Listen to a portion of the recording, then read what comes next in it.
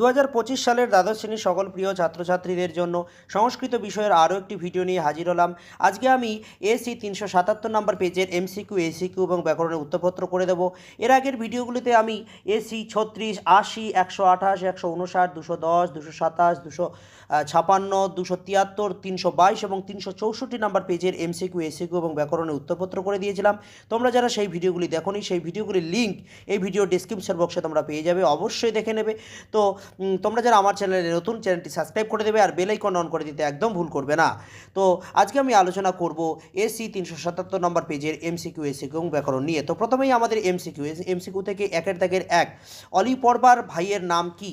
বিয়ের দাগের উত্তরটা হবে কশ্যপ। 2 এর দাগের প্রশ্নটি কি? আর্যাবর্ত বর্ণনম গদ্যাংশটি কোন অলঙ্কারে লেখা? সি এর দাগের উত্তরটা হবে ভগ্নশ্লেষ। এরপর আসি 3 এর দাগের প্রশ্নটি কি? আর্যাবর্ত বর্ণনমে গঙ্গা ব্যতীত কোন নদীর উল্লেখ পাওয়া যায়? এর দাগের উত্তরটা হবে চন্দ্রভাগা। এরপর আসি 4 এর দাগের পাংশু পটলম, এর উত্তর কী হবে? সমূহ। সি এর দাগের উত্তরটা হবে। এরপর আসি পদ্মাংশ থেকে 5 এর দাগের প্রশ্নটি কি? কল্পলতা কাকে বলা হয়েছে? ডি এর দাগের উত্তরটা হবে গঙ্গা। 6 এর দাগের প্রশ্নটি কি? শঙ্কর মৌলি বিহারিণী কোন বিভক্তি হয়েছে? এর দাগের উত্তরটা হবে প্রথমা।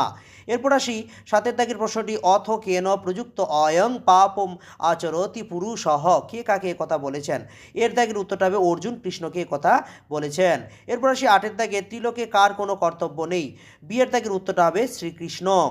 এরপর আসি নাট্যাংশ থেকে 9 এর দাগের প্রশ্নটি কি? কিং বা ইয়ক্ত্যং সময় বিরুদ্ধাচারণম, বক্তা কে? বি এর দাগের উত্তরটা হবে রাজা।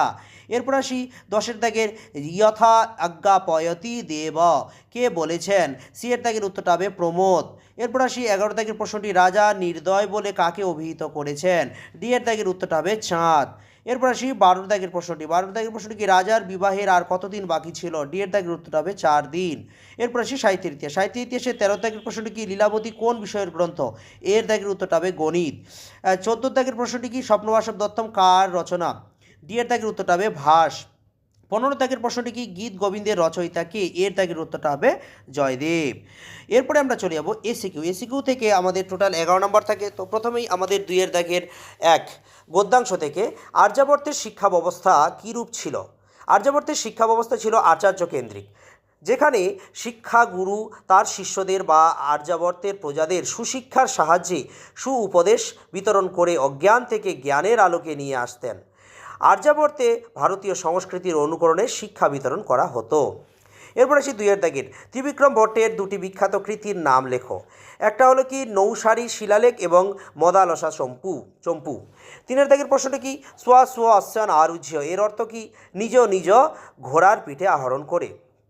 এরপর কি 4 এর দাগের প্রশ্নটি বনগতা গুহা পাঠ্যাংশ থেকে ঘোড়ার 2টি শব্দ লিখতে বলেছে। তো এখানে কী হবে? হয় ও তুরঙ্গ। এরপর আসি পদ্যাংশ থেকে 5 এর দাগের প্রশ্নটি কি? কর্মেন্দ্রিয় কি?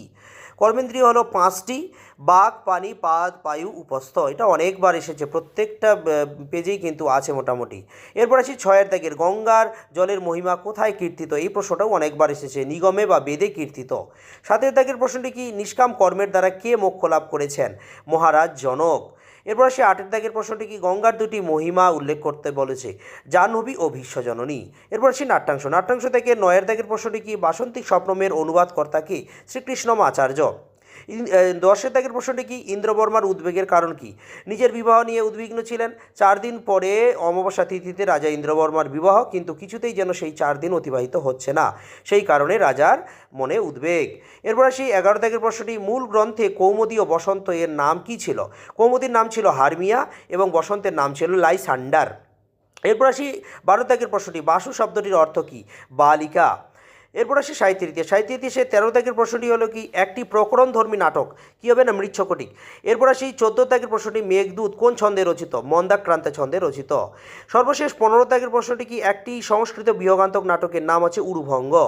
এরপর আমরা চলে যাব 5 ব্যাকরণে আমাদের টোটাল 15 নাম্বার থাকে। তো প্রথমে 5 দাগের আছে কি? কারক বিভক্তি। 5 এ পুংসিক মার্জারাত বিভেতি। মার্জারাতের নিচে দাগ আছে ভিত্রার্থানাং ভয় হেতুহু, সূত্রে ভয়ার্থে পঞ্চমী বিভক্তি। 2 দাগের প্রশ্নটি কি? ভিক্ষু কহ পাদেন খঞ্জ, পাদেন নিচে দাগ আছে জেনাঙ্গ বিকারহ, সূত্রে অঙ্গ বিকারের 3য় বিভক্তি। 3 দাগের প্রশ্নটি কি? শিশু না চন্দ্রহ দৃশ্যতে, এর উত্তর কী হবে? চন্দ্র নিচে দাগ আছে উক্ত কর্মে প্রথমা বিভক্তি। এরপরে আসি 2 দাগে রুদ তহ পুত্রস্য পিতা জগাম, পুত্রস্ব নিচে দাগ আছে, ষষ্ঠী চানাদরে সূত্রে অনাদরে ষষ্ঠী বিভক্তি।